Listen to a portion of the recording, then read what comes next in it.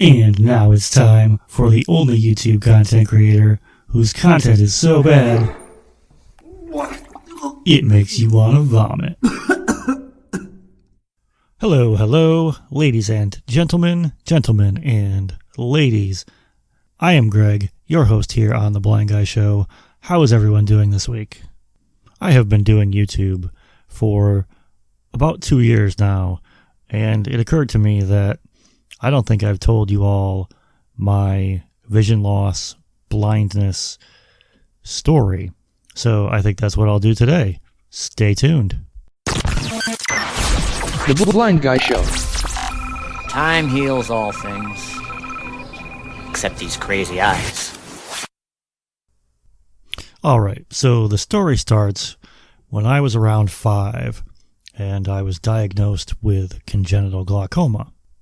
I'm not exactly sure how they noticed that I had vision issues. Maybe it was picked up in one of the routine screenings that they do in either kindergarten or first grade. But anyway, I was taken by my mother to an ophthalmologist, and they determined that I had glaucoma. And now I don't remember the ophthalmologist telling my mother this, but she must have told me somewhere later on down the road. But the ophthalmologist told her that I had the eyes of an old man, and this was around the age of 5. So I must have been having some kind of vision issues, maybe seeing the blackboard or something. But I ended up with my first pair of wonderful eyeglasses. And back then, around 1980, the glasses, the styles weren't very cool. I remember my first pair of glasses. I hated them. They had huge lenses that were made out of glass, and the frames were thick brown plastic. They were just hideous.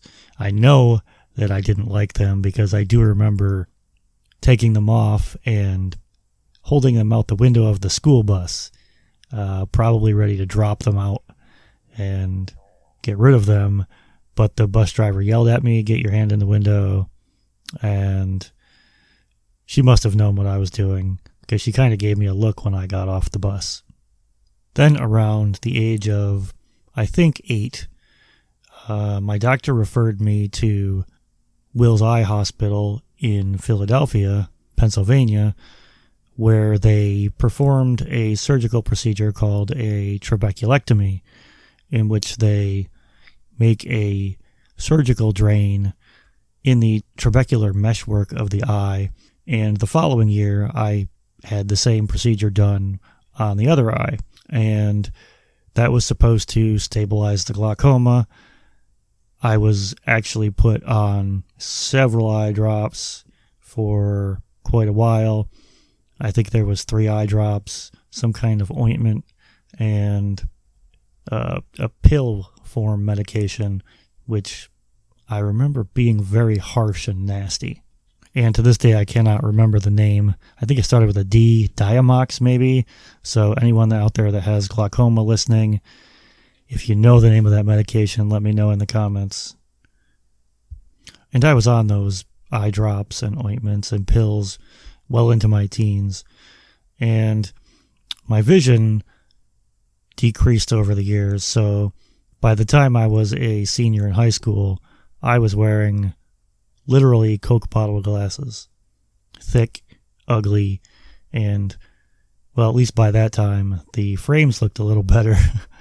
They weren't the big, ugly plastic ones. But at least the glaucoma had stabilized by that point. Then, New Year's morning of 1998, I was leaving a bar, and I got jumped and attacked. I was the victim of an assault, and that resulted in me losing my right eye, which is now a prosthetic. Pretty traumatizing, but I had to learn to deal with one eye and limited depth perception, which I didn't really seem to have a problem overcoming the depth perception problem, unlike some people who really struggle with judging depth. But I was still able to work and drive and live the quote-unquote normal sighted life. So fast forward to early 2014, and I noticed that I was having some vision issues, seeing street signs and the overhead signs on highways and reading printed text and seeing my small little smartphone. So I scheduled an appointment to have new glasses made at the local optometrist. Actually, my wife had scheduled an appointment at the exact same time, so we went in together. They run all sorts of tests. If you've ever had glasses made, you know this. They do the puff of air into the eye to check the pressure for glaucoma, and they did a field of view test, which I failed both of them. Neither one they could get any kind of reading on, which wasn't terribly unusual because of the glaucoma. So I went in to see the actual optometrist. He pulled up the eye chart on the wall. The only letters I could read were, I think, the second row of E's. You know, you have the big E up on top, and then the second row is maybe an E facing the right and then an E facing up. And I could only see that second row, which I believe was, I think, 20/100. And at that point, I immediately stopped driving.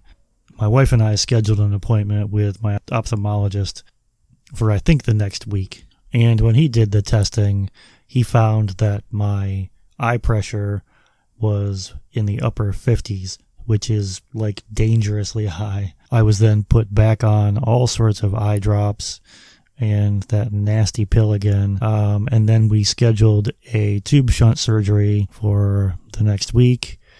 Boom, I was in surgery under the knife for a tube shunt.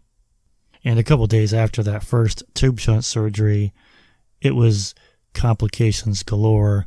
I had what's called hyphema, which is bleeding in the eye where the tube goes in. So there was literally blood in the anterior chamber of my eye, and I was blind for the first time. This lasted about a week, and then I guess my body absorbed the blood, and that all cleared up, and it brought the pressure down as well.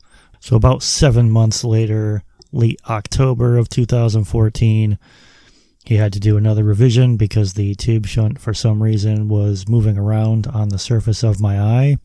It just wasn't taking hold, and that resulted in another revision, which was removing the first tube shunt and having a second one put in a different location on my eye. So there were several more revisions done after that surgery, and finally on New Year's Day, the second tube shunt was removed. All in all, in that 9-month period, I believe I had a total of 15 surgeries. Yeah, it's crazy, right? 15 surgeries just resulting in tube shunts not being a viable option for me. So, of course, the pressure spiked back up into the mid to upper 50s, and I was put back on, multiple eye drops. My vision started to go very quickly. Within about a week, I think, I was down to only seeing movement, shapes, and some colors really up close, though.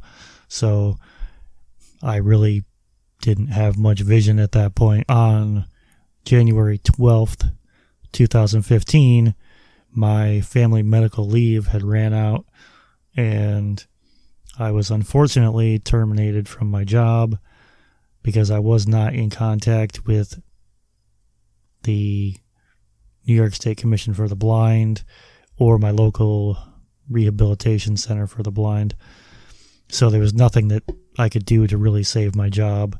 I worked in the trucking industry, so my job was kind of not doable without sight. So within a year, I had lost my ability to drive, my eyesight, my health insurance, my job, my security, my ability to support my family, and that was quite a blow to me and to my family.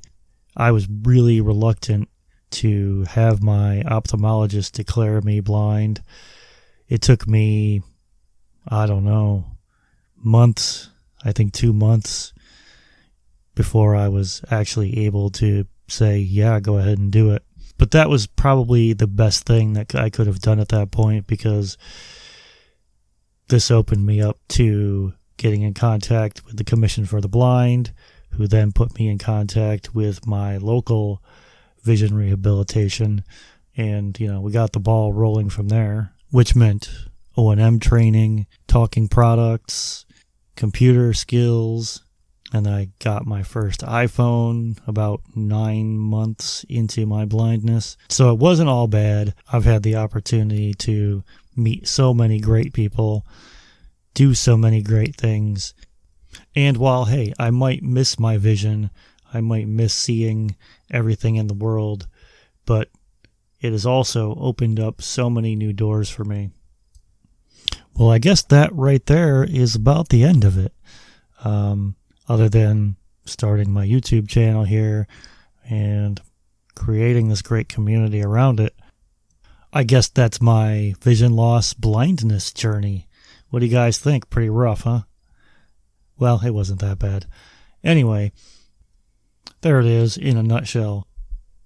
And I haven't shared that. I'm really surprised I haven't told this story before. But there you go. Let me know what you guys think about this story down in the commentos down below. So, if you are new around here, why don't you consider smashing that subscribe button and becoming part of this community surrounding this little here YouTube channel, and maybe hit that like button, because it helps with the algorithms. When you guys hit that like button, YouTube sends it out to more people to listen to. And drop me a comment, because again, I love this little community here, and I love responding to you guys in the comments. So this has been another episode of The Blind Guy Show, ladies and gentlemen. My name is Greg, and I will see you in the next video. Peace.